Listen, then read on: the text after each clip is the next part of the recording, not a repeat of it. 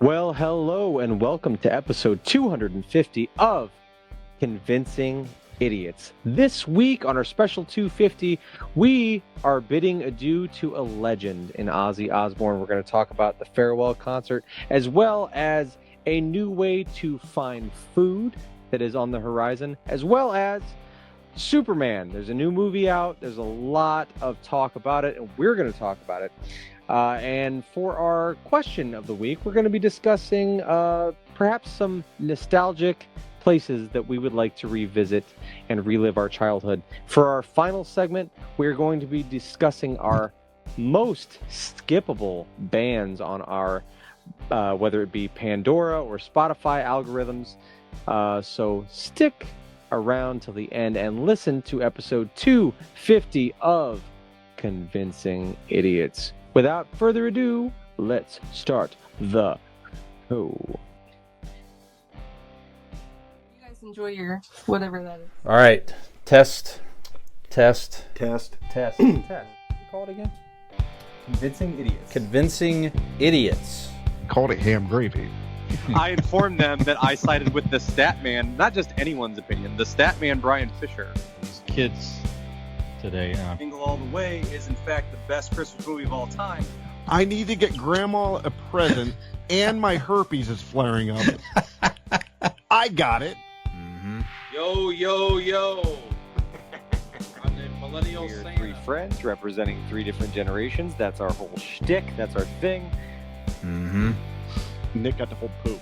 Mm-hmm. I'm standing in the sea Caucasian. breeze, holding a turd, just mightily. I'm just going hitting hats. Anyway, on a lighter note, Welcome to the podcast. Welcome to the vodcast. Welcome to the broadcast. Boys and girls, for the 250th time, welcome to the show. This is Convincing Idiots. My name's Dean, the Zennial. I'm Brian Gen X.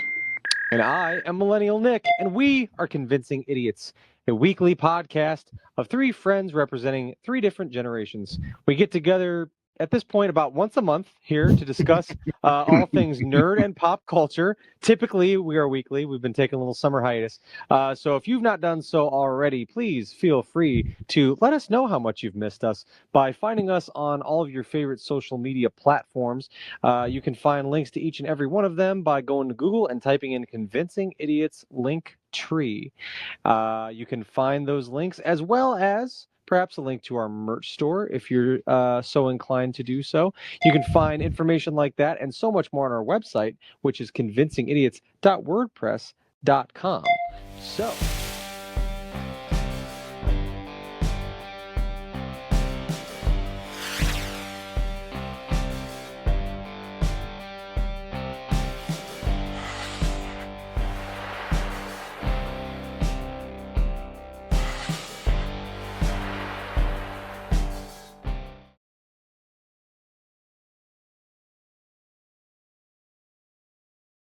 gentlemen, I missed you guys. It's been a minute. I've enjoyed our summer break here that we've had. It's probably been, about 3 weeks since we've done the show. Yeah. So it's been good time off, but good to see you guys. And what are we having to drink? I went with the Rolling Rock. There you go. Oh, the boy. Rolling Rock. Yeah, it's been a minute. Tasty. Finest beer offered in Latrobe, Pennsylvania. That's right. There you go. Mhm. I have a cold beer. I've had these on the show a few times here this summer. Here, it's just something called cold beer. It's a Cold beer. It's a nice lager by Brewdog out of Columbus, Ohio. So very nice summery beer. It's inexpensive. Definitely recommend it. Very easy drinking. Very good. Nick, how about you? I am in memoriam. I am having Death Save from Madcap Brewing. Rest in peace to them. Had a great run. They closed their doors on July 6th, and so I was lucky enough to make it back out there and get some beer from them and hang out one last time, play some bubble hockey. It was a good time. But I got to say, guys, I love that place. I'd only been there a handful of times. It wasn't necessarily close to me. But if I owned a brewery, I would want it to be exactly like Madcap was. It was perfect every time. The vibes were always good. It was always a great time. And their beer was fantastic. So it makes me very with them closing. If you're in the northeastern Ohio area, everybody's got their favorite breweries and their different things that they like. We've all got ours. They were one of them, certainly for me, as far as like their quality of beer. And it kind of like it's a little scary. It's like if somebody had beer that was as good as theirs time over time, like it's kind of there's a lot that goes into making a successful place run, I guess. So in so many words. So, but rest in peace to Madcap. I appreciate all the great beers over the years and all the good times. And so, cheers. Absolutely. Cheers to 250, boys. 250. Yes, indeed. Here it is. Ish. No one wanted it to happen except maybe 2 people in India and a couple in Germany. That's I think, right. Nick. Those 5 people are welcome. That's right. Mm-hmm. And fuck the haters. That's right. That's right. If you're listening anywhere other than India or Germany, fuck you. That's right. That's right. People who don't like us can go suck right. eggs. That's right. And we still get somebody, I think, on occasion, still listening in Ukraine. When I look at the statistics, so if you're still out there in Ukraine listening, hey, we're still with you. That's right. It's still thinking about you guys over there. So again, yes, absolutely. All right, so some pop culture headlines here, guys. So we've been away for a couple of weeks here, so a little bit more to talk about, but we'll see. Yeah, the stories that make pop culture headlines, it's just like, are you serious? I mean, really, is this newsworthy? I don't know, but this one certainly is. So says something about AI. No. Wow. This first story has nothing to do with a death, nothing to do with AI. Believe it or not. That's our specialty is AI and dead people. That's right. Yeah. I like. That's the name for. Maybe that's an offshoot podcast. Yeah. AI and dead people. It's not bad. That's our special obituary section. I sort of like it. Yeah. No, but and as AI rises, the death toll does as well. It's got to balance out there somewhere. They meet at the summit. Yep. A monumental career in rock music has come to a close of live performances. So the farewell concert of Ozzy Osbourne and Black Sabbath took place on July the 5th. They did it in Birmingham, England, which is the founding place of Black Sabbath, where those guys where they formed the band. Very cool that all 4 original members came back and played a small set in Birmingham Stadium over there, which is again in the area. And just a lot of big names played. Yeah. There's like 5 songs or so: Guns N' Roses, Metallica, Pantera, just a bunch of bands. Tool, a lot played cover songs, and just really celebrated and honored Black Sabbath and Ozzy Osbourne, and that's very, very cool. So one thing I did not realize is that it was a charity concert, right? And it was the record-breaking highest grossing charity concert of all time. Provided by Billboard magazine. So take that AIDS concert. Yeah. It raised $190 million. Remember, they had streaming as well. So they had streaming. They had live concerts. You could buy streaming tickets as well and watch the live performance streaming. Right. Yeah, actually, when I saw that the morning after that this concert had taken place, I remembered we talked about it on the past show, and we were like, oh, that'd be cool. They're going to, I'm like, well, shit. I guess maybe if I was a little more aware that it was happening or had remembered, that would have been cool to see live, but yeah, I forgot. It was only $30, something like that. They weren't gouging you to watch it. What our original idea was, all of us to go somewhere and like watch it together. Yeah, like get together and it's a house or something. Yeah, that would have been good. Yeah, it started like at 10 a.m. our time, so we had to plan it a little bit different. That would have been great. Yeah, we should have thought about that.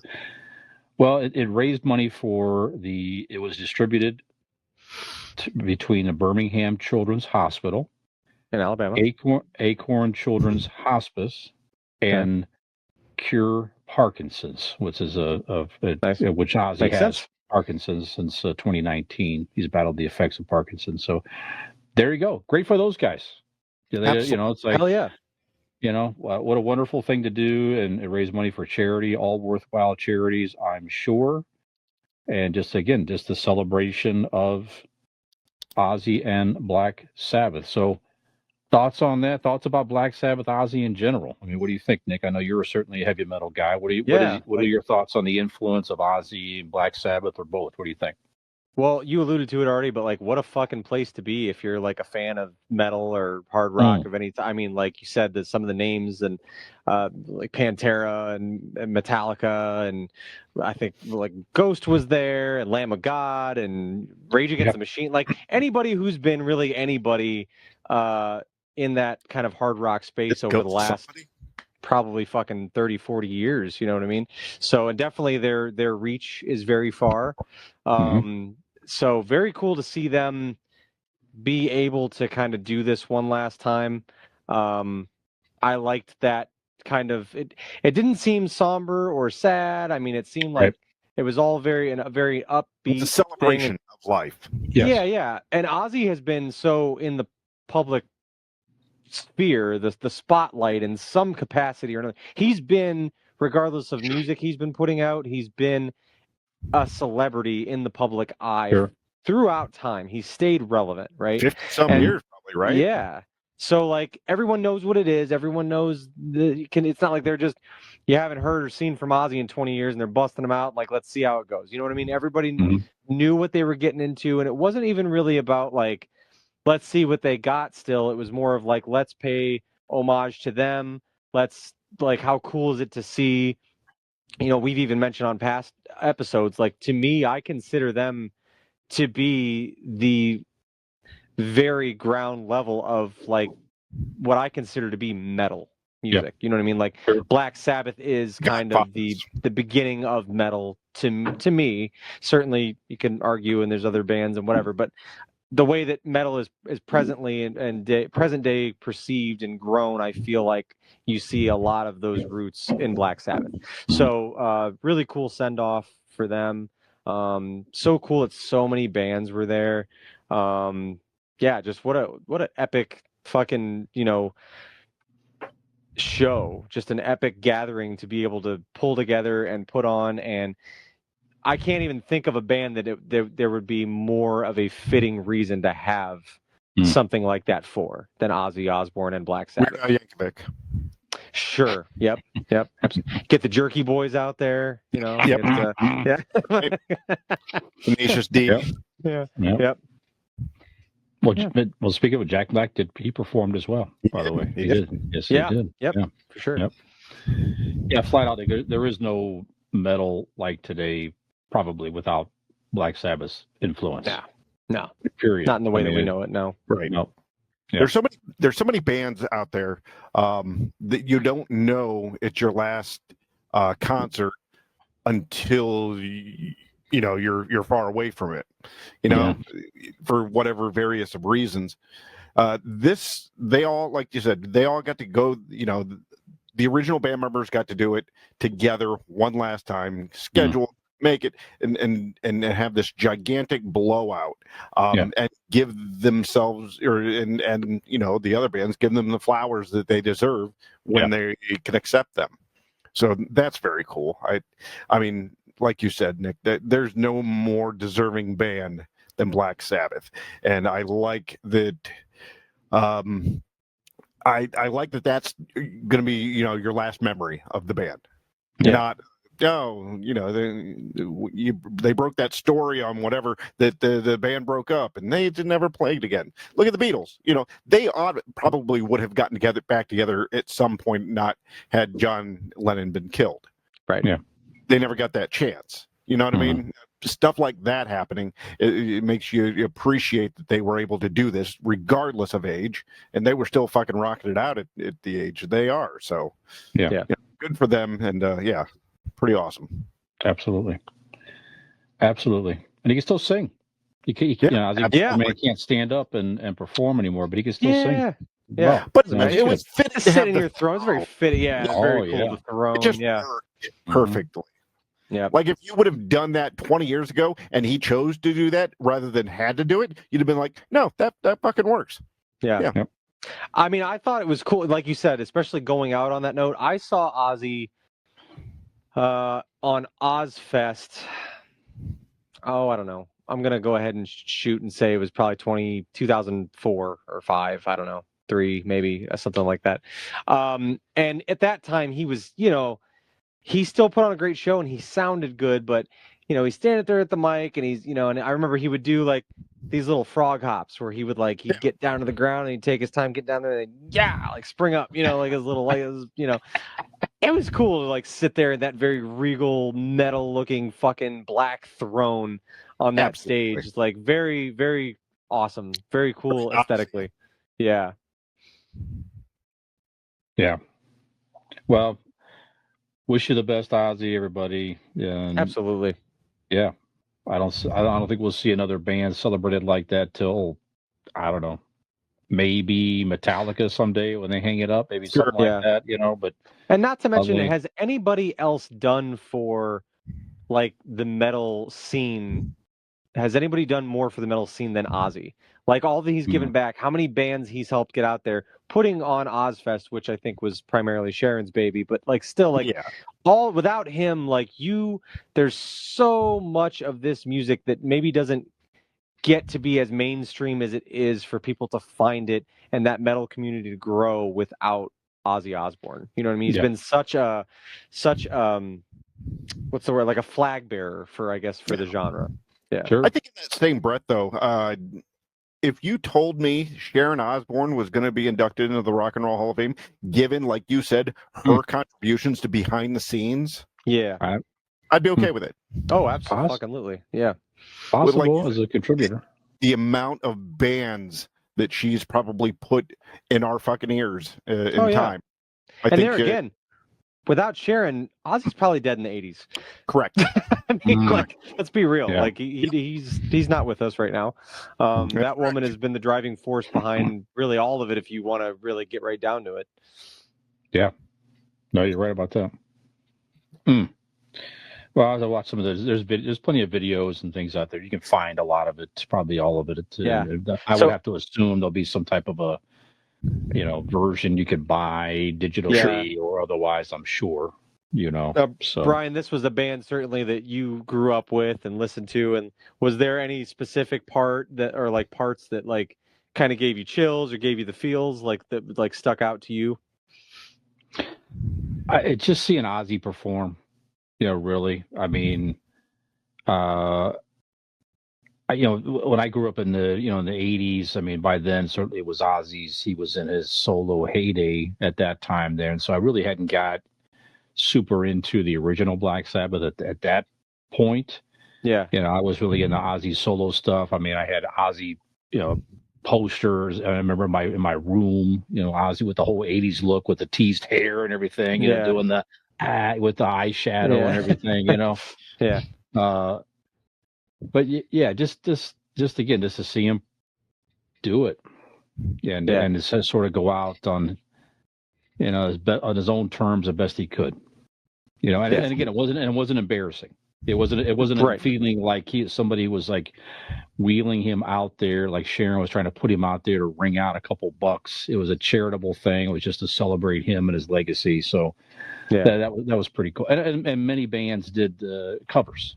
I didn't see all of them, right? But many bands did a cover just to celebrate Black Sabbath and or Ozzy as well. So that's the way to do it. Yeah. So, but all right, guys. So, again, great career, both of them, all of them. There's a new app out there, Belly, Belli. So it's a social app. Any idea what Belly is doing? What it's tracking? Dean trying to spam you for money.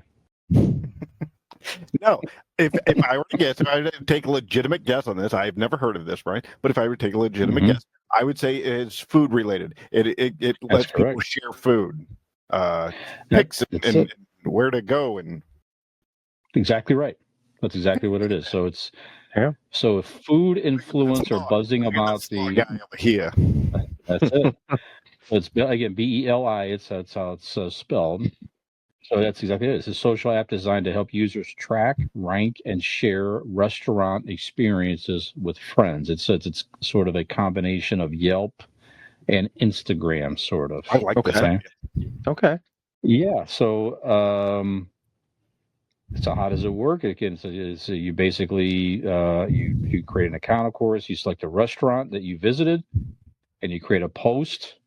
You write about your experience, share photos, dishes, give the restaurant a rating, and that's it. It's really as simple as that. So, so based on these scores, it will give you recommendations for other users. I would have to assume you could do like high rated restaurants in my area. I would have to guess that type of thing. So I kind of like this idea. It's if the more data that people put into it. I mean, if you're just looking for someplace new, someplace in an area you're not familiar with, someplace even in your hometown that you never thought about trying.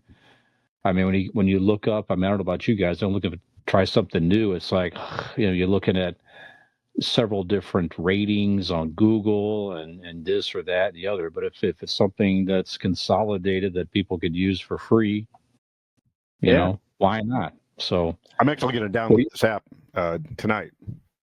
Okay. I'm very curious.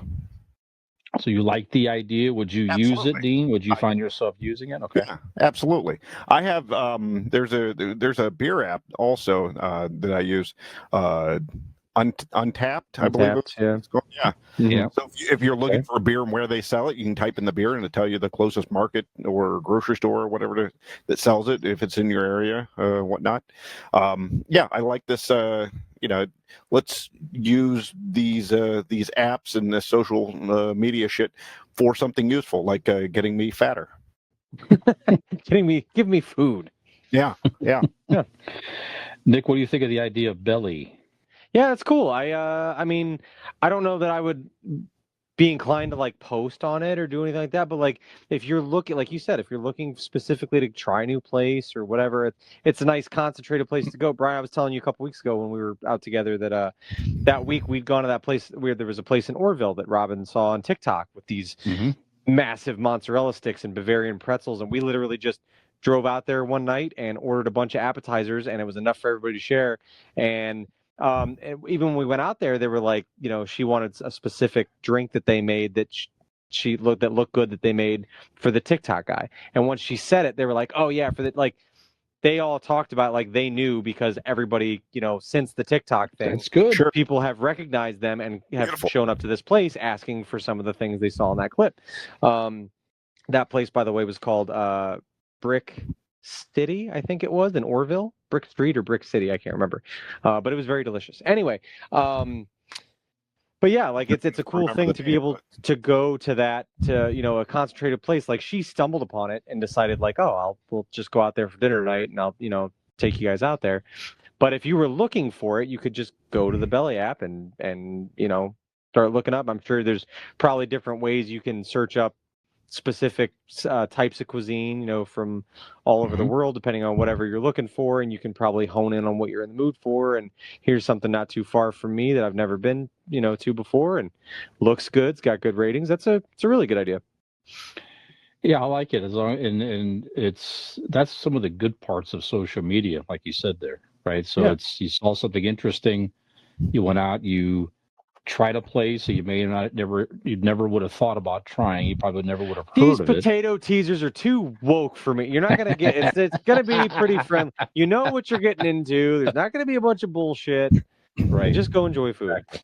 Because I mean, before apps and stuff, it's all word of mouth, right? That's right. How you found out about different restaurants and bars and stuff. Your friends tell you, right? Your uncle tells you, shit like that. That's right. It's expanding the word of mouth in a positive way. That's a good thing.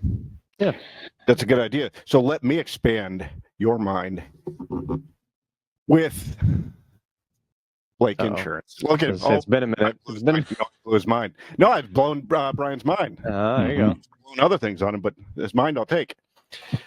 Gentlemen, let me tell you about Blake Insurance. Blake Insurance Group is an independent agency located right here in Barberton, Ohio, offering personal care and support for all of your insurance needs. If you need auto, home, business, or even life insurance, Brian, give Aaron a call. He'll treat you with the honesty and respect and the care that you deserve, not Nick. Call the Blake Insurance Group at 234-571-5359. Or go ahead and find them on the interwebs at blakeinsuranceLLC.com for your free 5-minute quote today. And when you do, tell them you're here to expand your mind and your wallet by saving so much money with Blake Insurance. Oh, wow. Look at that. Nice little bow on top. Very nicely done. Right. Thank you. It was a read suitable for episode 250, ladies and gentlemen. No rust here. That was good. Thank you. All right. Well, I am wearing a Superman hat. If you're watching video, you can see that there. And a Super Friends retro T-shirt here. I know you guys saw the movie Superman last weekend. I would have went with you, but I was caring for my mother who had knee replacement surgery, doing fine here at the house. But yeah, literally, yeah. You could have put her in a blanket or something and taken her with you. Come on. She probably would have liked that, to be honest. Yeah. So, get that rickshaw. Yes, I like that. The movie did pretty well. 250 million worldwide since its release on July 11th. It's got a good. What's that? It cost. It was 213 million to make. So I mean, the fucking first weekend they made their money back. Yes, absolutely. Solid. It's got a good rating on Rotten Tomatoes at 83%. So it's a certified fresh rating, and it has a 93% audience rating. So people going to see it are enjoying it. Some are saying that it's made good money, but maybe not enough to get Warner Brothers too excited, that there's some drop off right away. I guess time will tell. But, some people suggest that it needs to cross like $1 billion mark worldwide to really green light a lot more projects. I'm not so sure about that. They are moving ahead with the next feature film, or a next feature film. Supergirl is going to be the DCU's next movie. We've seen some teaser posters for that out there already, and that's slated for, I think, 2026, if I'm not mistaken. I believe so. They actually just wrapped filming, so okay. I think it goes into editing and all that now.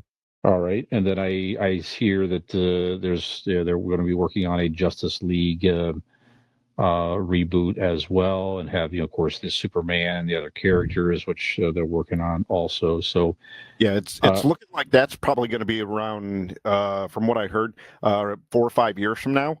Okay. They don't want to go too fast like the last group of DC movies did, where they just introduce everybody so fast just to get those movies in. They want to, kind of take that Marvel approach from phase 1 and have the movies here. I think it's 2 movies or one movie and 2 TV shows a year. That's it. I think that's what I saw. I think you're right. So in this year you'll have Superman, you'll have Peacemaker, season 2, and the Lanterns, right? Is that this year? The Lanterns. Lanterns are coming up. Yeah. So there's your two shows in a movie. Clayface has got a green light, so they're going to start filming that. I think that's going to be next year's movie. That's intriguing, like a horror movie. Yes, I think I saw. Alan Tudyk is going to be doing the voice for him, and so yeah, it's looking pretty good. They've already started. I think they're looking to cast Wonder Woman at this point. They're in talks of, well, the original idea was the Batman movie was going to be Batman the Bold, Brave and the Bold. Brave and the Bold. Yep, that's what Batman. Obviously, it could change because Superman was supposed to have a different, Superman subtitle. But they would just went with Superman, so I'm sure that would change. But yeah, it's from what my understanding, it's full steam ahead. Any word yet on a Martian Manhunter full-length feature film, or? No. They did a poll and there was 0 interest. Okay. Zero interest. Okay. Actually, no. There has been talks about casting him Yeah. because he wants it to be like the MCU, where even the cartoons are going to be canon. It's going to be interwoven. So, like, if it happens in the cartoons, it's happened in real life. So they want all these shows, movies, and everything to, like Guy Gardner is going to be in the Lanterns movie as well. He was the Green Lantern in the Superman movie. He's going to do a cameo or have a small bit in this Lantern movie. So it's all going to connect. Very good. Well, no spoilers here. So, Dean, you're a huge Superman fan. You have a Superman tattoo, for that matter. So, I do. Yeah. So, what did you think? Was it true? Was it a good, good way to relaunch the character? What are your thoughts? Okay, Nick asked me when we were done watching the movie. He asked me, what did I think? What sort of, what was my opinion? I told him I didn't want to do a recency biased and say, oh my God, this is the greatest ever, because we've all been bit by the recency bias. You're out of the movie, you're like, oh, that was cool, and then you get away from it, and you're like, that there's some holes, there's some problems here and there, but I'm quite a few days away from seeing it, and I can honestly say, definitely in my top 5 superhero movies. Okay. Hands down. It gives you the comic book action you want. It some of these other movies give you comic book action, but it's comic book action based in reality. You know what I mean? Mm-hmm. Like they explain some of this stuff by science or this. This gives you just straight up like you're watching a comic book come to life. The Superman character himself has gone back to its origins as a good guy, not a sulking, confused human, woe is me, where am I in this world? He does have that, but he's still a farm boy from Kansas. That's the origins of Superman. That's what Corn Sweat delivers in this movie. He gives you I think he actually at one point says, "Oh gosh." I wasn't sure about like anybody. If you've never seen the actor, I wasn't so sure about the casting, but everybody in the cast was fantastic, from Superman to Lois, to even like the people in the Daily Planet. Nick, what was Jimmy Olsen? Was that his name? Or Jimmy? Great. That kid's awesome. Yeah. No, I'm talking about the sports writer, the guy from SNL. Oh, Beck Bennett. Yeah, is the name of the actor. Yeah, he's only in like 5 scenes, but he steals them every time, just like Guy Gardner steals. And again, there's so many people that steal these scenes in this movie. The writing's great. It's got heart. It's got comedy. It's got the action you want. I loved it. I'm looking forward to Fantastic Four, but for me, it has a gigantic hill to climb at this point. Wow. Very good. So, Nick, what'd you think? I'm coming from the opposite end of the spectrum. I mean, I just have never. This is probably I think this is the second solely Superman-based film that didn't have Batman in it that I've ever seen. I've only ever seen one other Superman movie, so just never been very interested in the character. But I really enjoyed it. It was a fun movie. The storyline was good. At the beginning, when we talked about after the movie it started, there was a couple places it was going and I'm like, is this gonna be goofy? Is this what's happening here? Is this are they gonna lose it here? But I thought they did a really good job. I mean, it is after all a superhero movie. I thought they did a really good job of bringing it all together, and it was, yes, a superhero movie and pretty out there. It is Superman after all, but definitely a good job of tying it into a way that is relatable. And it was just a fun movie, all the way around. I mean, it was really, the action parts were a lot of fun, and the battle scenes, and like Dean said, the side characters were all fantastic. You didn't really feel like there was any weak links in that regard. Everybody really delivered all the way around. And a cooler person than Mr. Fantastic. Mr. Or is cool fucking dude. Mr. Terrific. I mean, Mr. Terrific. That's it. Yeah, Mr. Terrific. Yeah, that's just a cool fucking dude, I tell you. Goddamn, Mr. Terrific. Yeah, he was great. He was very good. Yeah, I would say honestly, other than it's obviously Superman is the center, and the guy that played Lex Luthor was phenomenal. Yeah, that guy's awesome. Very hateable, like just great job, great villain. What's his name? So His last name's Holt. I'm not sure. I know I've seen him in stuff before, but I'm not sure I would even know him by name. But I just thought it was overall like a really enjoyable movie. It was a lot of fun. I'd see it again. I'd watch it again. You know what I mean? Like when it comes out streaming and stuff like that. Crypto was fantastic as advertised and it definitely delivered. That was he was a central part. Yeah, that was actually the main reason I was excited, is because I'm like, Crypto's in it. That'll be fun. And he fucking delivered, man. Yeah. It's gonna be a cheesy dog thing, but no, it's terrific. It fits exactly where it needed to. Yep.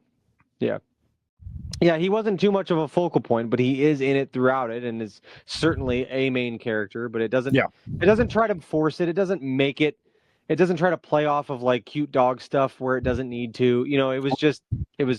They did it very well. Dog's a fucking menace. Yeah, for sure.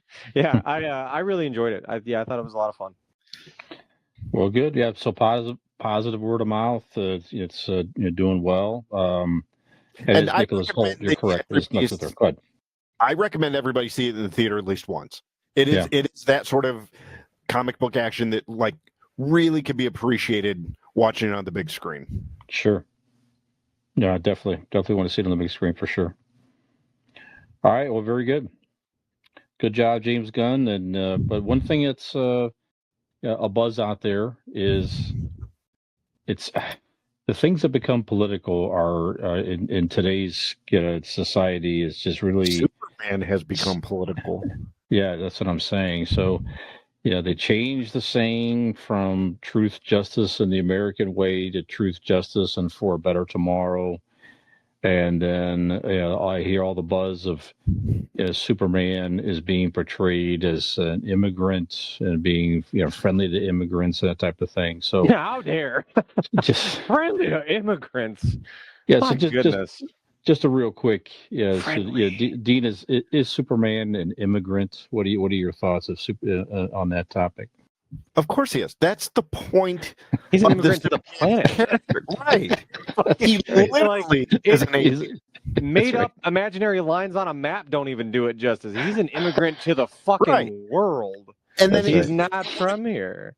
The physical answer is that, but if you want to go a little deeper, that's what the whole that's part of the Superman character in himself is trying to get used to, or trying to find himself with with having that feeling of not being fully not being human, but having human parents, and like it's part of the immigrant story for him, is part of his character from the fucking beginning, not this movie, but from the comic books.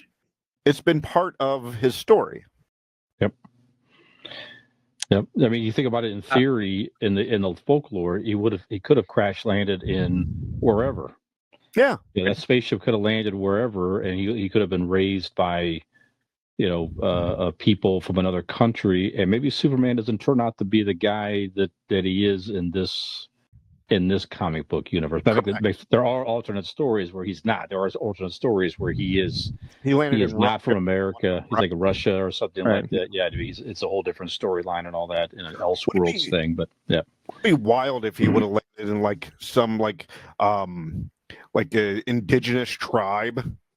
Sure. Like picks him up and like he wears a loincloth and with a spear, and that'd be fun. Yeah. Sure. Go ahead, Nick. What are your thoughts? I would say it's undoubtedly like it's like you said, Brian. It's insane that like the things that become politicized, but like yes, of course, the story of Superman has always been that he's not from here. That's what it is. And I got to tell you, we're gonna be real for a second. I'm gonna lean in real close and I'm gonna look you right in the eye. Oh, okay. If you are somebody out there who is either not going to go see Superman because you don't want to lean into some type of woke propaganda, or you have a problem with him being friendly to immigrants or whatever, Superman hasn't changed. You're a piece of shit. Like you grew up to be a bad fucking person. Right. Superman has always been there. to teach Same you to guy. be kind to others and look out for people. Mhm. And whatever their skin looks like or whatever they do in their bedrooms or whatever, none of that matters. Like, if you have a problem with Superman, he didn't turn out to be woke. You're a piece of shit. Like, you're a bad person. And I feel really comfortable saying that. There's really no other way to slice that. It's still a superhero movie to tell you to be nice to people, and if you're twisting it into a negative thing that Superman's doing, you suck. Done. Do you There you go. these same people are going to watch like the depiction of Jesus and get mad that he washes a whore's feet, Right. like that he's kind to whores and lepers and homeless people. Yeah. Some things aren't that complicated.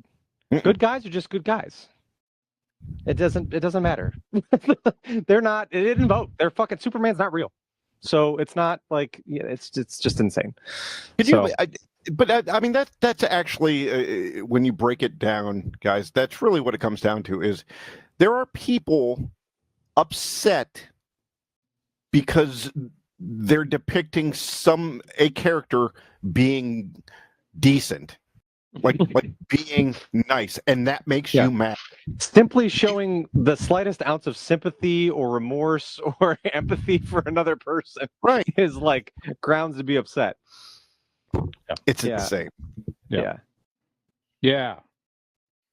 For all those people like that, you don't deserve Superman. That's right. A public service announcement from the Convincing Idiots podcast, episode 250. Go see Superman, or you fucking suck. There you go. All right, guys. So go see Superman and just relax. Another way to relax, some people find relaxing, is going to Chuck E. Cheese. I'm not sure. If many adults find it relaxing, maybe kids more so. I don't know, but Chuck E. Cheese. I'm not gonna lie. While I was scarfing down pizza and having some afternoon beers with Dean the last time we were there, I was pretty relaxed. That's good. That was good time, actually. It was good pizza. Pizza's not bad. It's not. It's come a long way. It's gotten very good. Yeah. We also went early enough to where there wasn't a lot of people there, so that helped. Yeah. That's true. Well, Chuck E. Cheese is they're going to be, obviously their main business model is catering to children, of course, and families. However, they are going to start a different way to cater to adults. They are opening arcades for adults. It's called Chuck's Arcade. So Chuck it's and fuck. Yep. Chuck fuck. I like that as well. That could be certain cities, certain locations, perhaps. Certain kind of store too. Yeah, maybe over off of like Barber Road. Yeah, or something like that. In this area. No, but there is one location in Kansas City, Missouri. But they're popping up. They're starting to pop up. So they're just called Chuck's Arcade, and it's simply an arcade. It's not meant for. It's. They have new video games. They have retro games in there. In the Chuck E. Cheese locations, if there is a video game like a Halo or something like that might be normally violent, they change the programming to make it more family and kid friendly, but not in the standard arcade. You get all the normal stuff basically.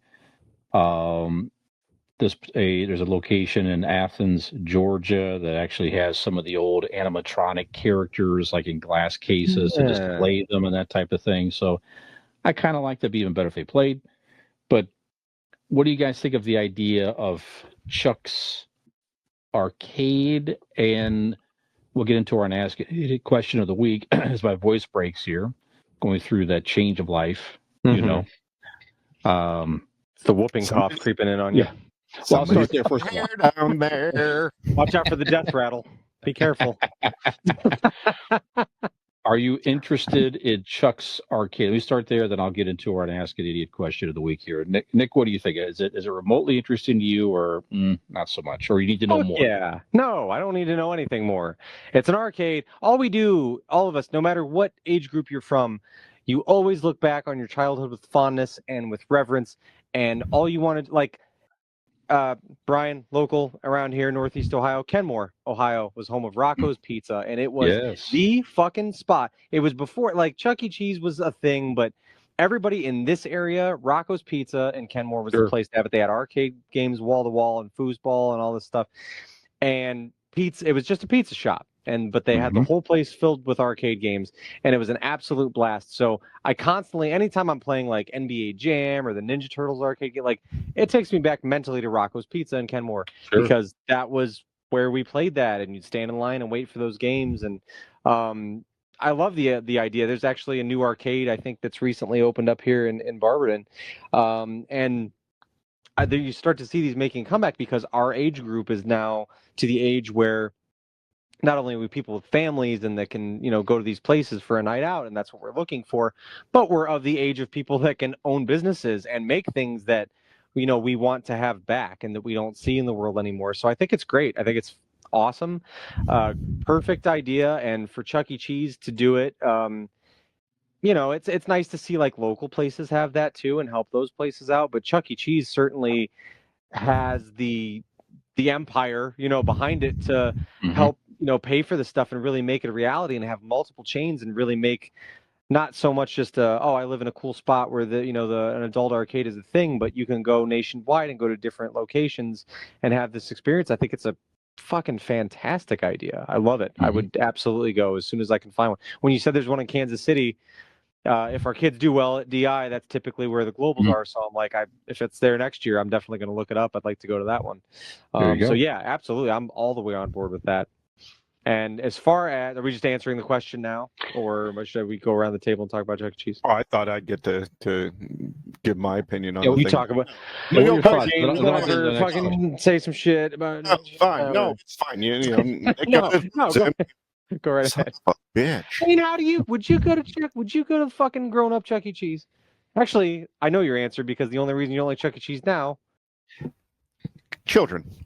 That's right. I mean, they don't have to be there. Kids allowed in this adult Chuck E. Cheese? That's my only question. I don't know if they're not allowed, but it's more for adults. So Will they be banned at the door? It's very imperative that I know this information. It is. Kids get too much shit these days. They get enough with their tablets and their phones and their videos, and there should be some stuff and their for Tic Tacs and their fork knife dances and their fucking puppies, and then you fucking feed them. They got shoes. Feed them 3 times a goddamn day. Yeah, they freaking, by law. Did you know that? By law, you have to feed these little bastards. Breaking the law. You get Pop-Tarts in the morning and you pick something to eat out at night. That's it. Right. Or if you didn't eat your Pop-Tarts, that's what you finish. That's right. No, boil water in the afternoon. Best case scenario. Right. I'm all for it. Unlike Nick, we couldn't afford to go to Rocco's Pizza. That's for the better off people. For when we had parties, they threw us stop fucking so much. No, they threw us in the backyard, and they weren't even in grass. It was just a dirt back. You can't even call it a yard, really. It was just a dirt pile they threw us back there with, and that was our party. Y'all going back and playing the pit? Yeah. It was. Sometimes they put hoses on us, and it became a mud pit, and you could slide. That was fun. Right. Yeah, you find out where the rocks were. But yeah, I'm all for this. Actually, my ex-wife's cousin made. Tony started DK Effects in Dayton. It is an adult arcade. Look it up online, DK Effects in Dayton. And he opened that before it became a little more popular with like breweries and pinball machines and the different stuff like that. It was one of the first I'd heard at the time. Yeah. Yeah, it's everything I've seen it's pretty badass. But I'm all for this. Of course, and we do need to go to the one downtown here. Check it. Excuse me, check it out. And Merrimack Valley in the area here too, in Akron. They got one there. Okay. Yep. There's places. There's the Foundry out in Medina that's got arcade games. There's that place in the Falls. Whatever. We've been out there. Oh, the Works on Front Street. The Works, Works, yeah, yes. correct. Same deal. You Yeah. know, smaller but same deal. Yep. All right, well, so let's get into. So we all like the idea of an arcade. I mean, I always liked arcades. You know, in my time too, Nick. The Aladdin's at Rolling Acres at Mall. Rolling Acres, Oh, yeah, was Aladdin's huge. Palace. I forgot. Yep. Of That course. was huge. Yeah, they had a lot of great games there. Go to the mall, hang out at the arcade. That was a God. fine afternoon. That's the next thing that needs to make a comeback. Malls. Yeah. Well, let's talk I about that. So get molested there. we like arcades. So is there something else? If you could create your own, idea of a nostalgic place to go to, what is that for you? What is that theme? What is that place? Doesn't have to be your place. It could be your place, but you get to pick any type of nostalgic type event, like location. What is it? What is it? What are you going to be doing? Okay, you guys didn't answer my question when I texted you guys and had you explain it so I didn't. I missed it. The small amount of time I've had because I didn't understand exactly in the text what this question exactly was, but now I get it. So and actually, I already have an answer. But Nick's been sitting on his answer, Yes. right? You can Go go ahead, if you want. I'm No, go ahead. Go ahead. By all means. okay. Mine would be so. Obviously, Always Chuck E. taking the Cheese is spot. bringing back the Throw me on arcade the thing. side. The next best place I could think of, and perhaps the only birthday parties that I ever had that would rival a Rocco's Pizza experience. There was a place in Cuyahoga Falls, and there was a chain around. It was called Discovery Zone, and it was essentially It was a McDonald's play place, but massive. Like you could literally. It was almost. As a little kid, it was intimidating because you could get lost in there. The place was sprawling tubes and tunnels and foam pits and zip lines and fucking wall-to-wall, everything. Hey, Brian, you can't hide money. I'll tell you that. Go ahead, Nick. It was a fucking blast. So I would love to see an adult-sized Discovery Zone with an open bar. That's it. You take Discovery Zone. I want seriously. Boy. I want. Get liquored up and get on that fucking rock wall and see what happens. I even want the fucking maps. I want it laid out like you remember your local Discovery Zone to be. I want everything adjusted height-wise so adults can fit in there a little more comfortably. Sure. And I want a bar where there was, you could still serve your pizza and stuff, but I want Could a you bar. imagine? And now there are waivers, just like there was a Discovery Zone. You have to sign the waiver because you're going to get drunk and you're going to get silly in the fucking tubes. But Can I make a suggestion for your place here? Yes. You know how down south or in some of these resorts where they have swim up bars where you're kind of in a waiting pool and drinking? Yes. Ball pit bar. Oh, I like that. Yeah. Yeah, very good. I like that.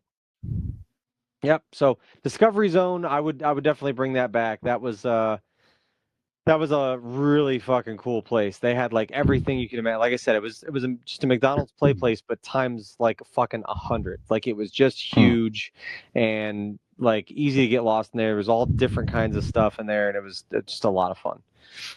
So, adult Discovery Zone. I do that. I like it. Yeah, I like it. Dean, what about you? All right. Mine is going to be an interactive restaurant, bar, interactive, kind of like a museum, right? Where you can go to the booth and you can little pictures or the video monitors. Because we all, not all, but there's a sect of us that woke up on Saturday mornings and Sunday mornings to watch professional wrestling. So I'm going to have a professional wrestling themed restaurant and bar. Mm-hmm. The booths that you sit in will be like those little rings from WrestleMania 3 that they drove down. Yeah. The pedestal, the platforms. Yeah. That'd be cool. The waiters are going to have referee shirts, old school from the 80s referee shirts. Cool. Nice. Yep. So yeah, I like the memorabilia on the wall. I think there's a lot you could do. Every TV, how you have a sports bar, but it's every TV you watch is going to have a different match going on. I like that.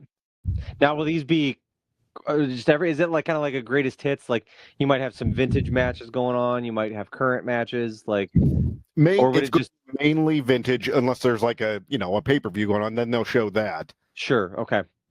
But I got mainly like vintage. when I was for a time, there were certain places we would go that they would have the WWF or pay-per-views at. We would go to Damon's out in Fairlawn. Oh yeah. And there was a local Saturday morning wrestling show on local TV that we used to call into all the time and that we watched every Saturday. That. Yeah, The role model Rick Lieb and the champ John Potok. Wow. From, is that yeah, right? Yep. Is that the one you're talking about? Yeah. So they were there and they'd host sometimes. I've got pictures of me with them and like whatever. And I'd call into the show and stuff like that.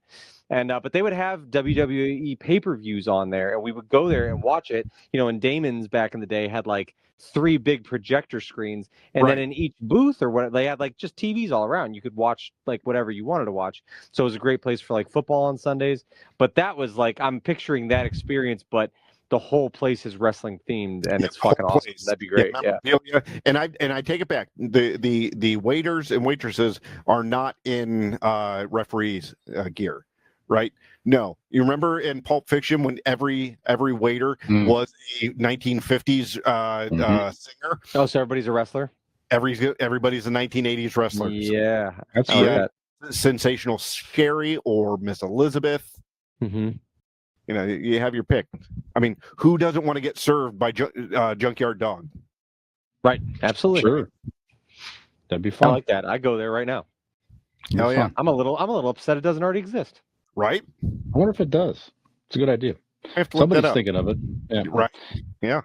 We're supposed to get the Brian, licensing. what about you? I had sort of a similar thought, but one of my favorite nostalgic memories is Saturday mornings. Waking up Saturday mornings with the cartoons and everything like this. Some of those cartoons, like Super Friends, I'm wearing is one of my favorite things. It always takes me back to those child justice. That's right.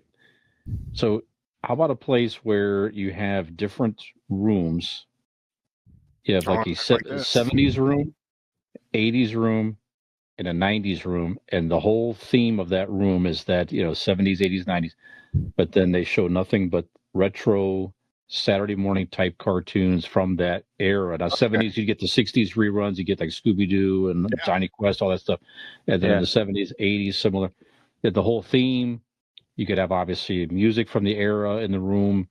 You can have it's a bar theme as well. You can have dad beers and all that.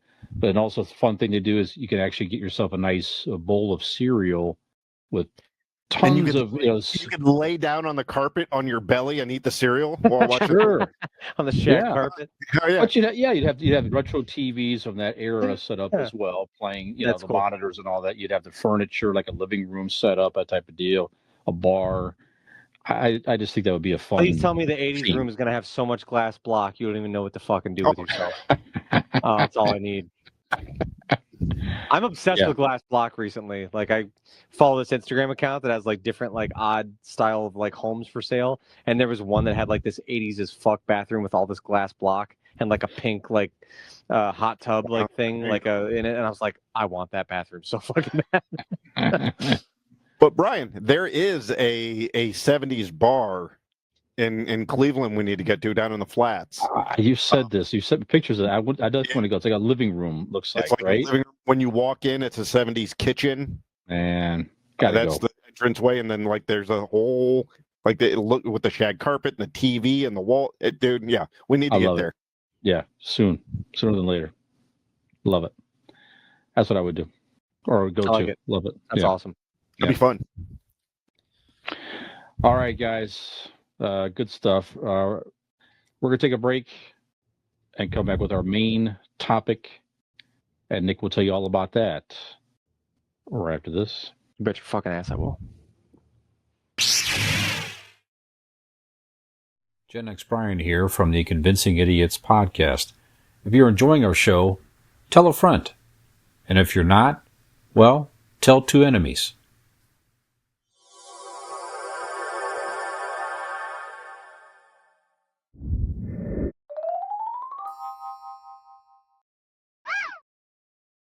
Four, 3. Hello and welcome back to episode 250 of Convincing Idiots. That's right, 250. Right, ish. I mean, there's been some reruns, but we've done this. We have uploaded 250 episodes, and this is the 250th. 250 episodes. That's right, exactly. So I'm Zenny, or I'm sorry, I'm not the Zennial. I'm Millennial Nick. How the fuck do you Dean. even know who you are? It's been like 3 fucking weeks. I don't know what our titles are. I can't remember. I am the Millennial Nick alongside Gen X Brian and the Zennial Dean. For our final segment this evening, we're going to be discussing, I think we all like to listen to music on shuffle sometimes, right?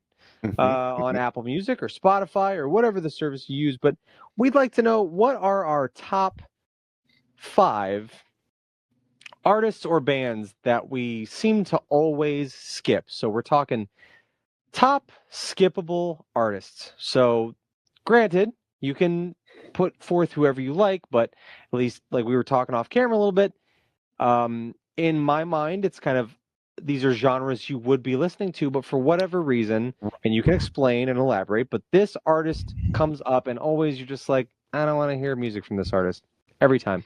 So Brian, let's start with you. Let's what when you're listening to your hair metal stations, who don't you want to hear from? I have, or any others. Yeah, mine's more probably like classic rock that I wrote down here. Types of Grateful Dead. Don't get it. Okay. All right. I get that. I just don't get it. That's as simple as that. I'm sure that I know they're talented. I know that they have a huge fan base. People follow them all over used to follow them all over the country and the world, I'm sure. Just never got it. Never got it. Just not interested. When I hear it, I would just skip immediately. Not even really give it a chance. That's probably unfair on my part. Sure. I'm convinced that I don't like it, so I really never really gave it probably a real chance. But just not interested. That's why Nick's never listened to this podcast. Yeah, and many others. I'm sure it's probably fine, but when I'm in it and we're recording it, I don't like it. Yeah. No, I share your sentiment because it's, the Grateful. I think we've even talked about this. Well, the Grateful Dead. The little dancing bears. The skull logos. It's iconic. Very cool. That stuff. Very cool. But I was like, I couldn't name you a fucking Grateful Dead song until I looked them up on Apple Music and I heard a couple songs. I'm like, oh, I know this song. I couldn't have told you that they sang it. Trucking, right? I don't even know. I couldn't even tell you now. But when I heard it, I was like, oh, I've heard this song. Not a bad song, not bad musicians, nothing against them. But yeah, I don't, it's not, I don't know. I don't get it. It's not for me. So I understand. Dean, who are you skipping? Okay, so I don't know if this artist has stock in Pandora, but on shuffle, I guarantee, and I love this guy. I hear him way too much. I hear him every single time I listen. It starts with Jack Johnson. I love Jack Johnson. I'm a fan of Jack Johnson, but at this point, he is skippable because Pandora jams him down my throat like a goddamn prom date. Yeah. When I would turn on my John Mayer station, every third song is fucking Jack Johnson. And like you said, he's got a good voice. And I do. I like his music. Yep. I'm a fan. But sometimes you're like, okay. Yeah. Right. Exactly. So Jack Johnson, it was the first one to come to mind for skippable for me. But again, I'm a fan. Yeah.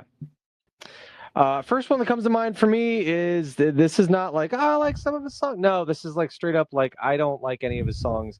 So if I'm listening to probably like anything that is relatable to 90s hard rock, late 90s, early 2000s, new metal, whatever, sometimes you're going to get a Kid Rock song in there. And I don't like any Kid Rock songs. So like, and I mean, I'll be fully transparent. I don't, there's many things I don't like about him. I don't agree with his politics, and maybe it's just the fact that he's a human can of Mountain Dew or whatever. I don't know. But like, even before I knew all these personal things about Kid Rock, I still never liked his music because I'm either hearing him swing and whiff on making a new metal song, or swing and whiff on making a country song, or swing and whiff on ripping off an old 70s rock song, or swing and whiff on rapping. I don't know, but I don't like Kid Rock. It's like the whole package is just blech. It's all bad. I don't like him. I don't like the sound of what he makes.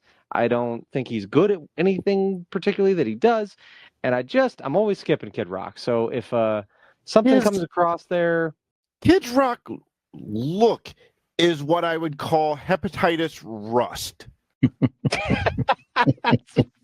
Very accurate. Yes. Okay. Mm-hmm. And I don't care if it's an attempt to duet with Sheryl Crow or if it's a ball with the ball. I don't want to hear it. I don't care. I don't like I it. do enjoy that It's song. all Like, bad. That one I can. The Sheryl I Crow can one? stomach. Yeah. Okay. Yeah. No, I still don't like it. But that's just me. But yeah, that's it. It is a guaranteed 100% of the time, every time I'm skipping Kid Rock. Every fucking time. That's good. So, That's Brian. good. I'm laughing at the idea of the human germ. Well, that's good. Although that's a good band name in itself. Yep. The Human Human Germ. Germs. It has to be a name out there somewhere. I'll have to look it up. You know who came up on my Pandora today that I did enjoy and that I've heard before, but Crumb Bum. It was on a punk station, and I heard Crumb Bum, and I was like, that's a great fucking name, Crumb Bum. I have to look them up. Let's see here. It's music I would skip. I'm going to say Aerosmith, anything from the 80s forward. That's fine. I'm good. Oh, wow. Okay. I'm good. No Permanent Vacation? I do have that. I bought that on tape back in the day, Nick. So that was one of my. I did have it as a cruising around tape, admittedly. Okay. There's a couple Janie's good Got a songs Gun on you it. skip from Pump? Okay.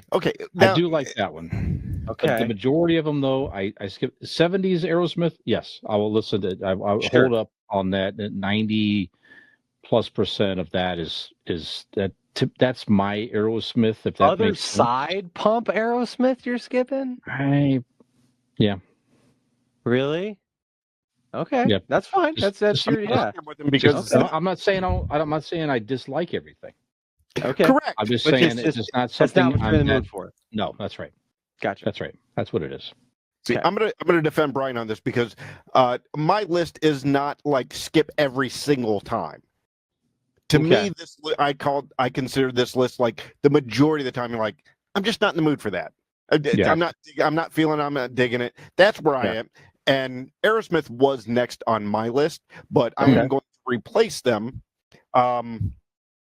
because I'm sorry, boys, but Kiss is getting skipped. Uh, Now again, there are some songs where I will stick around, but I have to be in the right mindset. I have to be in the right mood. Kiss is not one of the bands that like immediately, all right, let's rock. I have to be like in the Kiss mood, and normally I'm not. Now the vibe is important. What station of yours is Kiss coming up on? I have mine. I have Pandora.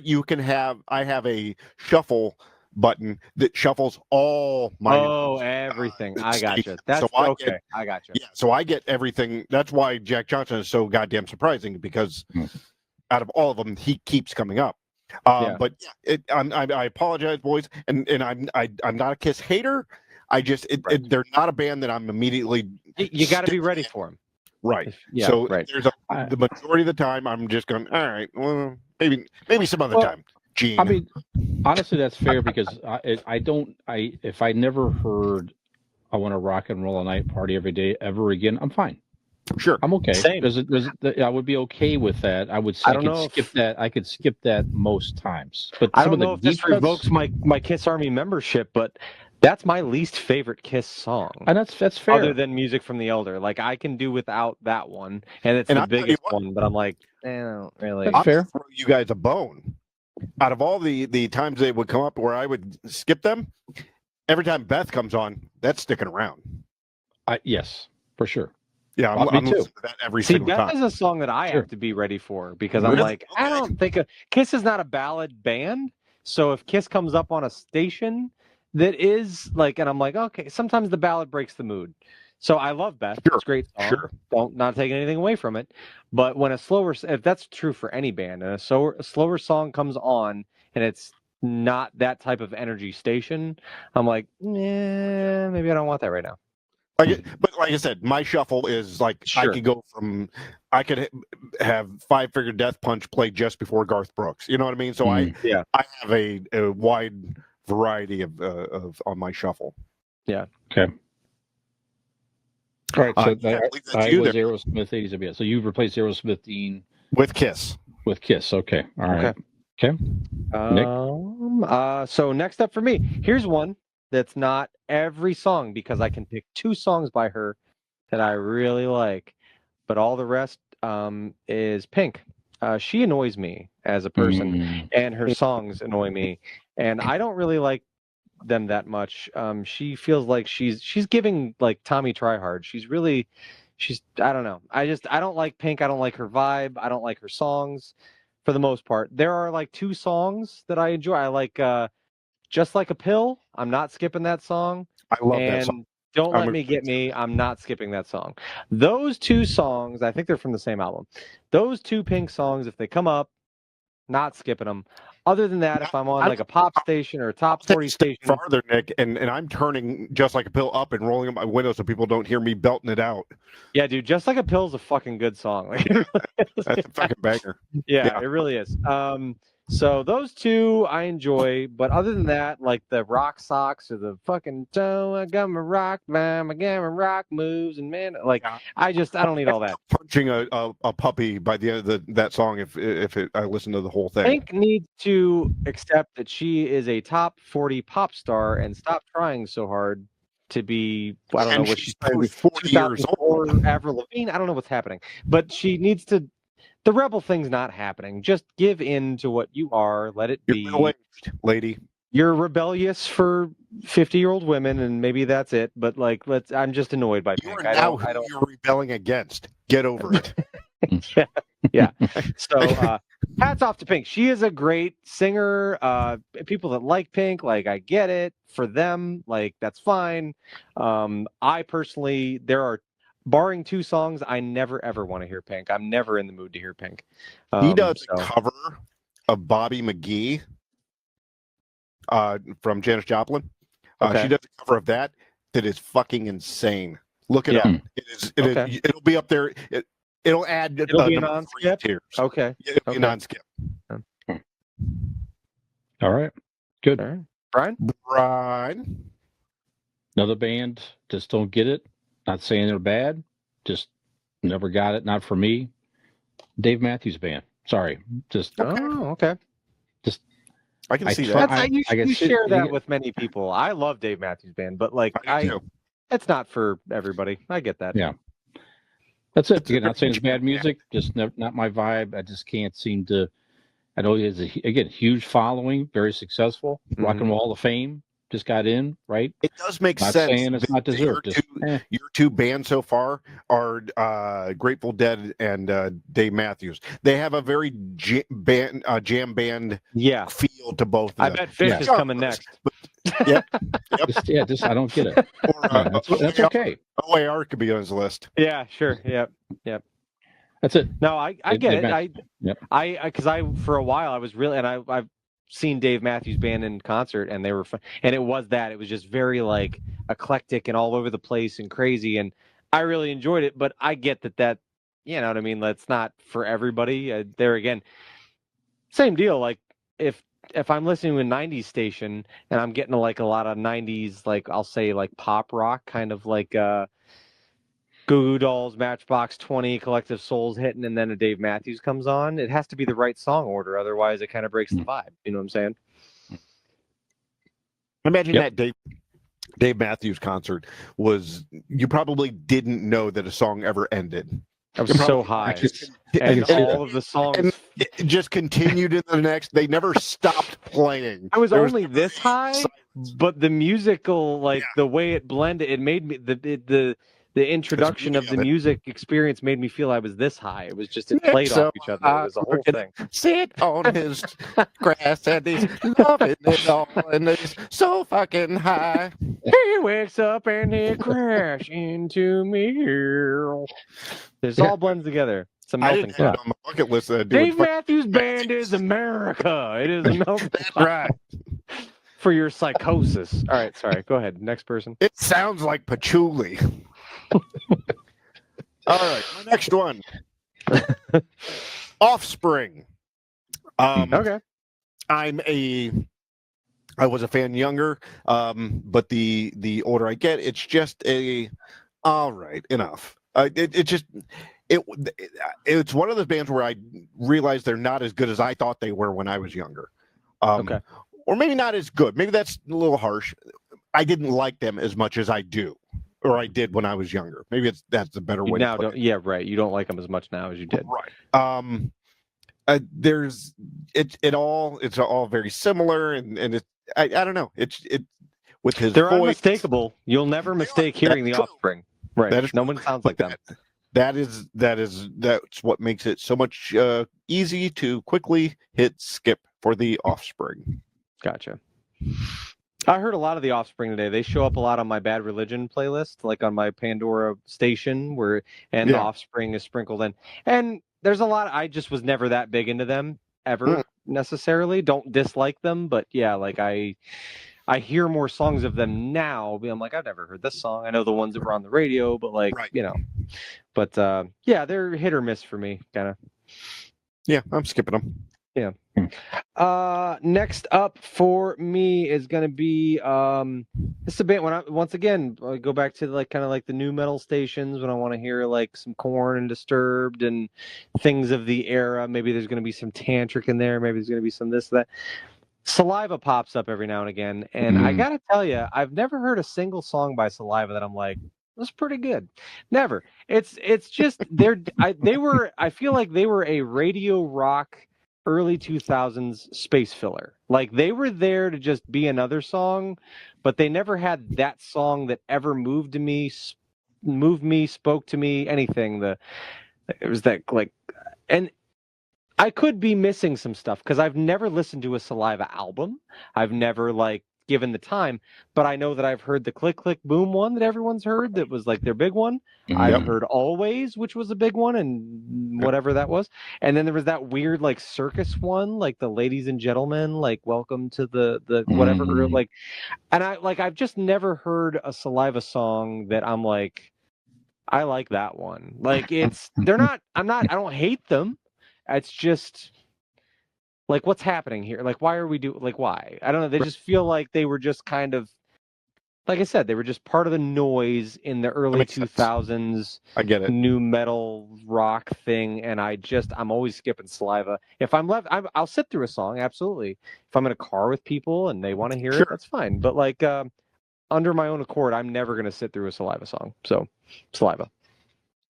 Sorry, Josie Scott or whatever his name was. I think it was his name. This dude's dead, right? I don't think so. No. He might be after he hears my scathing review of his band. Yep, that's it. Right over the edge. He's like, what else is there? Yep. I lost. I had a duet with Chad Kroeger on the Spider-Man soundtrack. How fucking actually dare you? Yeah. These dudes in Barberton, the Global Podcast episode 250 said they didn't like me. That's it. 5 beers deep in his basement, trashing my fucking band. What the fuck? It's over, Johnny. Yep. Another one again. We talked about it on the show here before. It's just super talented. Couple songs I like, no question. But it's rare. I feel like I'm really in the mood for Rush. Sorry, I'm with you on that. Again, super talented. Yeah, Neil Peart was one of the most talented drummers that ever existed. Period. No, there's no doubt about it. And when you listen to the sheer talent of their musicianship and everything, and not saying together is amazing. Yeah, and it's some good songs. He starts a stupid voice, and I want to put my fist to the goddamn radio every time. But it's just like I'll listen for a little while. I'm just like, okay, cool, get it. I could just easily keep moving. It's a lot of people don't like that opinion, I know, but I love it. Yeah, there are like literally This podcast is the embodiment of the world, and that's why our formula works so well. But like, That's right. it's literally like Otherwise. I understand because it like we said about Dave Matthews Band, that hardcore fan base, and I'm not even. I mean, I love Rush. I can personally consider them to be the greatest band there has ever been. They're not even my favorite band. They're not even my top 10 favorite bands of me personally. But sonically, they are, in my opinion, the greatest band that has ever been assembled. But I'm not always like, you do have to be in the right, like, same with Tool. Like, they're a newer version of Rush to me, to where like I'm so impressed with what they do musically. I don't always want to listen to Tool. I love Tool, but I don't always want to hear them. It's the same thing. It's very complex and very like, if you really dig into it, it'll just completely like, blow your mind. That's that kind of thing. But it's not your everyday like driving down the road blaring music. It's not that. You know what I mean? It's a different thing, I guess. It is a situational thing, in my opinion. Yep. Sorry, go ahead, Dean. If I had a time machine, I would go back in time and punch Mark Twain in the mouth just for writing the fucking word. Wow. Wow. Sorry, astrophysicist Tim, brother. You know, Rush is his definitively favorite band of all time, without question. And he is right in that opinion. His children named after Rush songs. That's the truth. Who's that? What's that? What'd you say? He has a son, Sawyer, after Tom Sawyer. After Tom Sawyer. Rush. Very cool. Yes, that's correct. Yes. I applaud you, Tim. Nice job. Nicely done. Mark That's Twain. right. Yep. Well, but meant through the song. All right. Who's next? Dean? Next. I just went. Yep. All right. I feel like you both went when you said the Rush thing, and then like it felt like that. Kind of. Right. All right. I'm going to be quick. I do enjoy this band, but I have to be in the mood. It's Rolling Stones. They're okay. They're good. And again, when I say that, Brian, I'm talking about like the any song, like Painted Black. I will leave on every single time. But anything else other than that, it's like, okay, like Nick said, if it's in the car, somebody's listening to it, I'll bob my fucking stupid head to it. I'll enjoy it. But if I'm personally driving the car and it comes on, no, I'm not in the mood today. So yeah, Rolling Stones. Okay, I get it. Next one, if I'm on, it's probably on my like Slaughter station, because that gives me the best deep cuts and different, I get some Vixen on there from like the 80s band. Oh, wow. Like so love those bands, but sometimes you'll get the more mainstream ones popping up and Def Leppard. I don't ever want to really. Dude. I agree. Totally. Now I will tell you that it is the newer stuff. Yeah. My discontent for Def Leppard is based pretty primarily on Pour Some Sugar on Me. Yeah. I can appreciate Photographs, not a bad song. I can stomach Foolin', like I like that. But again, if I'm in my car alone and even the ones I just said, if a Def Leppard, I'm not staying for the whole time. I don't want that. I just don't want it. I don't want any Def Leppard songs. Nope. They are. I feel like and I didn't grow up in that time, so I'm not professing to be any type of expert on this fact. But in the music that I listened to and the bands that I liked from that era, they are the most watered down version of that genre to me, and I just don't want it. I don't like Def Leppard. They are I get why people like them. Totally get it. Good jam songs, good anthems, good fucking the whole 9 yards, but I don't want it. Don't like Def Leppard. Hey, Nick. Yeah. It's got 9 arms and sucks. Def Leppard. Def Leppard. Yeah. Yeah. Play the High and Dry album. Just okay. Play the High and Dry album. I will do you that because I love you, but I'm going to be upset probably. But I will try it. High and Dry, I will do it. I will do it. Try it. I'll put it on at work. It'll be in one earbud, and I'll just be like, "Let's check this out." I promise you, I will do that. Yeah. There again, I'm going off of a lot of. I mean, I'm sure my dad had like Def Leppard records growing up. I'm sure I heard some not as popular tracks, but I don't even think it was one of his favorites either. Like, I'm sure he had some. I'm sure I've heard some through osmosis, but Hysteria don't like Def Leppard. Maybe that's where my dislike of Def Leppard comes from, is the amount that Balin played. Def Leppard Hysteria album. Yeah. I mean, a good album, but that really went a different direction for them, and the diehard fans were like it. Made them a lot of money. Yeah, sure. Hall of Fame. All right, coming down the home stretch here, Brian. What you got? I had Kid Rock, Nick, which is okay. So I'll replace. This is a whole genre. I could put so many bands probably in this new metal, where it's just like it all sounds the same to me. Some of them I don't even get are it. so irrelevant they get lost. Like you don't even know that you don't like them because they had like 2 songs and they just that was it. Yeah. I put Coldplay in there. How about that? I'll switch out Kid Rock for Coldplay. Again, what does it sound like? Everything else at that time, kinda, sorta, to me. I don't know. Again, not saying it's bad. Appreciate people trying to, make something different, some type of new type of sound, something different for them. And just for me, there's so many of those bands. Like you said, Saliva, that's a great example. It's like all that stuff you could probably put. If you could name the band, I'm going to play 3 songs. It could be these 3, but I don't, okay. I mean, it could all be the same band for all I know for the most part, but they were an honorable mention, and I'll swap them out with Kid Rock. Okay. So Coldplay. There you go. I can see that. I actually didn't like Coldplay when they first came. Like, I like some of their newer stuff that's more like synth heavy and like it's more poppy. I actually like that better, but some of their more, I don't know, experimental acoustic kind of like slower stuff when they first came out in the early 2000s, like I never really got into Coldplay that much either. Yeah. Okay. I'd say not talented. Just for sure. Chris Martin is for this. Undoubtedly, he is talented. He's a genius and like very good producer, very good singer songwriter. Like, not taking anything away, but Yep. Okay. All right. My number 5. It is. I'm not done annoying Nick tonight, so my number 5 is The Boss. Bruce Springsteen. Dude, I don't know how to feel. My nationality, I actually glanced over at my Canadian flag hanging behind my bar, and it made me re-mad about the Rush thing. And now you're fucking tearing at the fabrics of the Stars and Stripes. God damn it. Oh, my God. I could... There's never been a time in my life where I've listened to anything of Bruce Springsteen and gone, you know what? That fucking rocks. No, it's always been, enough already. We get it.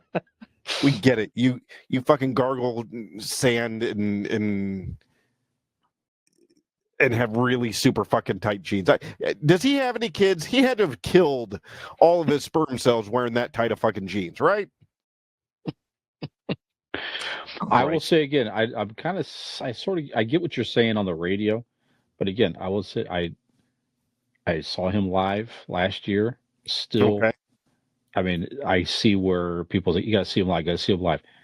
I'm like, yes, I understand that a live show is an amazing show, an amazing live performance, him and his band. But I get what you're saying on the radio. I understand it. What I love about Bruce is that he infuses like a lot of like blues and like there's like horns and like it's almost like a Dave Matthews Band kind of thing, but of yesteryear, to where like his music's kind of everywhere. Like what you hear on the radio is giving you, because you're hearing it on 97.5 on classic rock and things like that. So you're getting the classic rock sounding songs. And I'm not saying this to try to get you to go listen, but like Bruce Springsteen's music is like a spectrum. Like there's fucking, it's singer-songwriter, it's jazzy, it's bluesy, it's fucking hard rock. It's like it has a whole scope, I guess, to it. And you're not like that, and also I love Bruce Springsteen because of, honestly, it sounds like very millennial of me, but like the vibes. Like I just love the vibes of, like, I love who Bruce Springsteen is,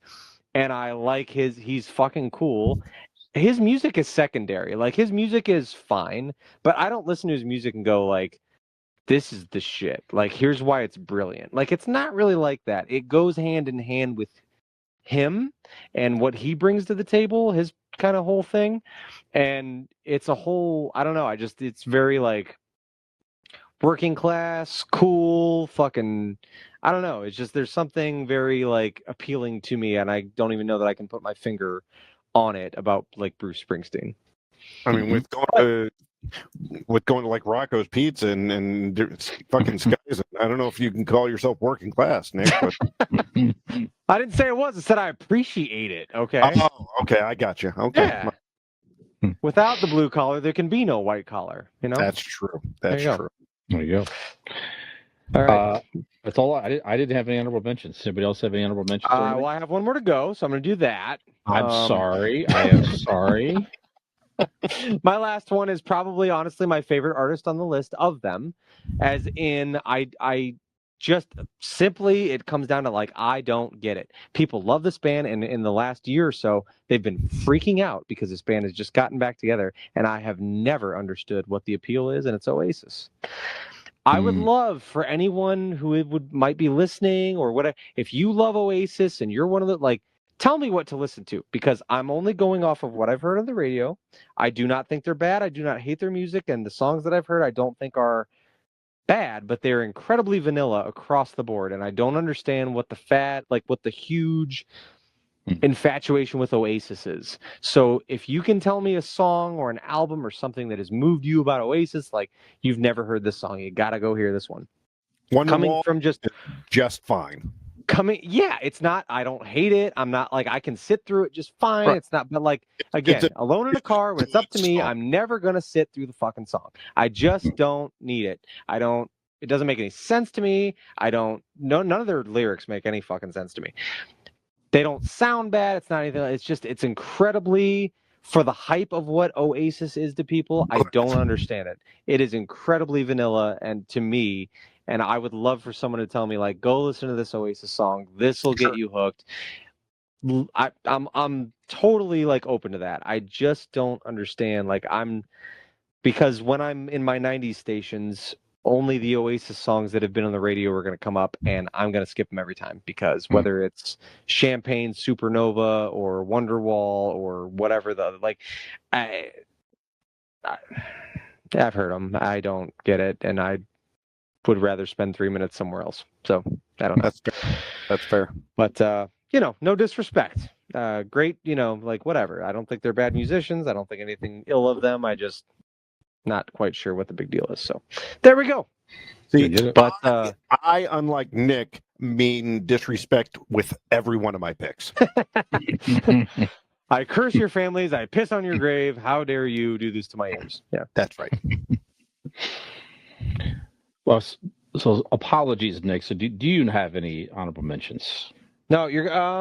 I don't. Didn't really, but other than the fact that the only one that came back up into my head again, we did a past episode on like our most cringeworthy songs, and hands down, bar none, every fucking time, the one that I don't think I can even physically sit through is Lips of an Angel by Hinder. I just think it's the worst song ever made by a human being. And so Hinder, I didn't even feel like made the list because they only had 2 songs you've ever fucking heard. Right. I feel like even if you're in the Hinder fan club, you've maybe heard 5 songs. Like, I don't even think like they were relevant enough to bring to the list. But there was another one. It was the Lips of an Angel, and there was the Go Home, Get Stoned. That's what it was. Go Home, Get Stoned. So Saliva, I had said, was a place filler in that time. If they were a place filler, then Hinder was like a commercial, but I don't even I don't know. They just briefly existed, but I rue the day that they were ever put together, probably by a record label, to try to make money and make money off of that era of butt rock, dad rock, whatever that was. Just like fuck Hinder forever. Terrible fucking band. Horrible song. All right. they're probably nice men. I don't know, but like, yeah, man, everything I've heard by them is just the epitome of like cringe. Band. Just fun. Well, they are. I mean, you may not like the music, but they're good musicians. I don't think Hinder's good even that. I just feel like they could play some power chords, and they have a guy that's like, I'm gonna try to sound like Scott Stapp and fucking Chad Kroeger had a baby because that's what's popular, and it's just fucking terrible. I don't know. Now I can't get a picture of Scott Stapp and Chad Kroeger fucking out of my head. You and me both, brother. You and me both. Dean, honorable mentions? Nope. All right. This was difficult enough to put this together. Nope. Yeah, I didn't get to it. All right. Excellent. Actually, when Brian took Aerosmith away, Kiss just randomly popped in my head just to be annoying to you two. So I did hold off on AC/DC for respect of both of you. I will say I was You know like, what? I would understand it. I almost But said I don't- AC/DC what they play on the radio. I didn't because I'm AC/DC. I mean, I enjoy some songs of theirs. You know what I mean? Like there's some good pump up songs, and I like Hell's Bells and what's the monster one they play at the Monsters games? It's Thunder. It's Thunderstruck. And the Thunderstruck, Monsters. It's an anthem thing. It's overplayed, but it's I don't hate AC/DC. I just I'm rarely gonna sit through an AC/DC song if I don't have to. But like that's I like them okay. If it was on your list, I would have understood. Those I don't need to hear anymore. I don't need to hear You Shook Me All Night Long. I don't need to hear Thunderstruck. I don't need to hear some of those. Thunderstruck is still good to me. That's pretty good. Rosie, I might sit through though. A whole lot those of deeper Rosie. those deeper cuts are just Anyway, all right, Yeah. all right. Well, we have done it. Go ahead. Big balls. Mm-hmm. Nah, Yeah. Dude, that I never love would that happen. song. Yeah. Never will happen. We have made it. That's We right. did. We have made A it. quarter of a million episodes. See, you've got a podcast, and That's he's right. got a podcast, and she's got a podcast, but we've got the biggest podcast of them all with 250 episodes. Is it a quarter of a million? That's a quarter of a million, right? Maybe it's a quarter of 1,000. Sure, in like I MAGA don't know. speak, yeah, it is. I think it's a quarter of a million. Yeah. Mm-hmm. That's good. I like that. Pretty good. Go Well, ahead, Nick. Sorry. It'd be a 250. it'd be a quarter of 1,000. I know. I'm kidding. Yeah. Okay, sorry. Wait just a gosh darn minute here. I think your math might be off. But all right, Go ahead. Go ahead. Fact checkered. Okay. Like I rarely get to to call somebody on their fucking math, so I'm going to take this opportunity. Either my calculator's broken or you're doing something funny because something ain't right. It's the Mexican pesos conversion, I think. Something like that. We'll figure it out. That's right. If you've enjoyed 250 episodes of this, or perhaps even just one, we would invite you to come find us on all our social media accounts. You can find links to each and every one of them on our link tree. So go to Google and type in Convincing Idiots Linktree, LINKTREE. You can do so. You can also find a link to our merch store. You can also find links to where you can subscribe to this podcast each and every week so you don't miss a single fucking episode, even if they come out once a month. You can also find that information and even more on our website, which is convincingidiots.wordpress.com.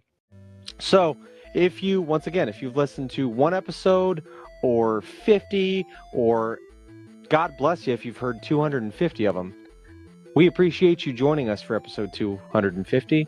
And for this episode, I'm Millennial Nick. Daniel Dean. Good. Next, Brian. Have we convinced you to put us on your no skip list? It's okay if you skip every now and again, but like maybe not every time. Like we shouldn't be on the list, right? Like sometimes you check in. We are aware that Mexican peso is redundant, right? Fact checker Dean's at it again. Hey, did you like that video? You know you did, and we know you did. So stop screwing around and go like that video, subscribe to our channel, and join us for some more.